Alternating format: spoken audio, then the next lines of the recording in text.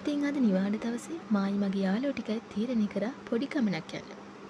ඇත්තටම අපි මේ යන්නේ කොහෙද බලමුද? ඔන්න ඉතින් අද අපි යන්නේ මිහින්තලේ ලස්සන කැලෑවකින් වට වෙලා තියෙන ගල්වලක් බලන්න.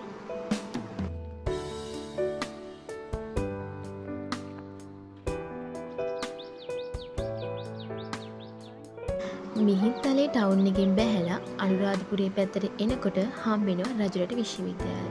රජරට විශ්වවිද්‍යාලයේ වම් පැත්තේ තියෙනවා අනන්තර යන පාර කියලා. අන්න ඒ පාර දිගේ කිලෝමීටර් 2ක් විතර එනකොට හම්බෙනවා තුන්මංහන්දියක්.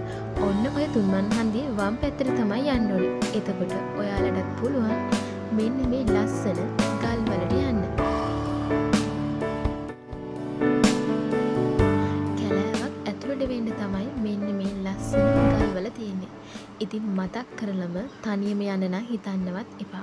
මොකද මිනිස්සු ගොඩක් අඩු පැත්තක් නිසා සත්තුන්ගෙන් නරක මිනිස්සුන්ගෙන් කරදර වෙන්න පුළුවන්. ඒ නිසා කට්ටියක් එක්ක යනවා නම් ගොඩක් හොඳයි.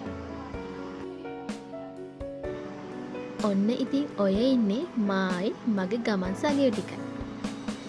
අපි එතෙන්ට ගිහිල්ලා සැන්විච් හදාන කාලා විනෝද වෙලා සුන්දර අත්දැකීමක් ලබා ගත්තා.